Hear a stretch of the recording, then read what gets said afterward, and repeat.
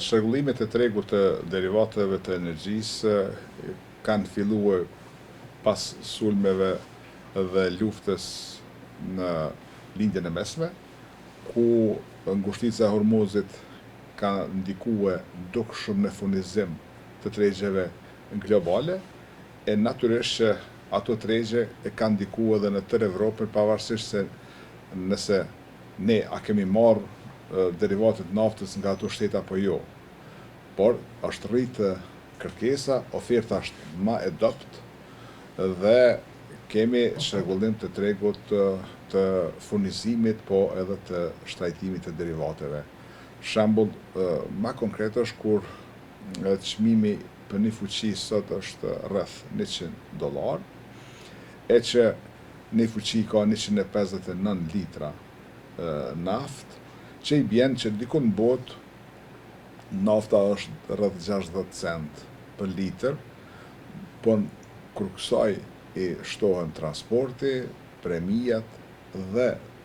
taksat, kjo është një çmim shumë i lartë. Prandaj, Kosova as nuk ka rezervat mjaftueshme si shtet e as si biznes, për arsye se derivatet janë të shtrejta dhe këto kërkojnë mjete financiare të angazhuara dhe bankat komerciale në Kosovë kanë interesin shumë të lartë dhe prandaj ne kena furnizimet ditore dhe ato ndikojnë me automatizëm në ngritjen e çmimit në tërë tregun e Kosovës. Ngritja e çmimit të derivateve të naftës do të ndikojë drejt për drejti në rritjen e transportit,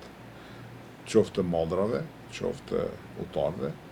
në industri dhe tek konsumatorët. Prandaj pritet që edhe produkte tjera mund të shtrajtohen. Inflacioni tashmë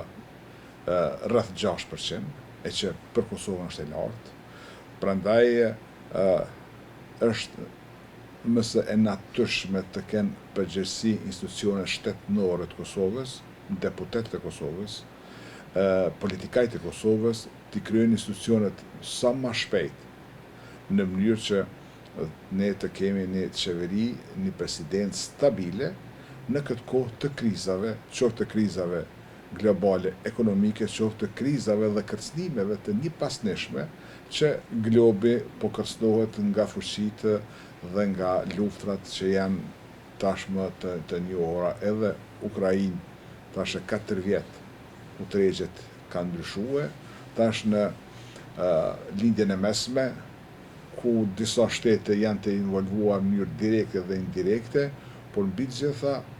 prodhimi i derivateve të naftës është përkeqësuar, e është përkeqësuar më shumë edhe vetë transporti i maldrave, dhe tash ne shohim edhe kushtet e Iranit, se si mund të lejoj transportin e maldrave përmes ngushticës së Hormuzit, duke i kërkuar ose kërcënuar shtetet, se ato shtetet të cilat e përjashtojnë personelin diplomatik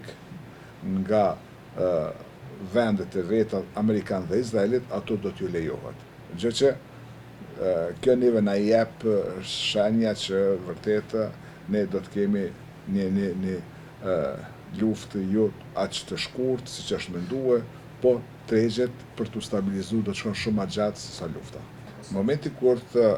ne rreth 7 miliardë importojnë brenda vitit të kaluar dhe ato janë drejt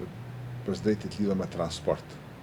Transporti kur shtrajtohet, sidomos ka më shtrajtuar produktet të cilat ne importojmë, po dhe produktet e brendshme. Prandaj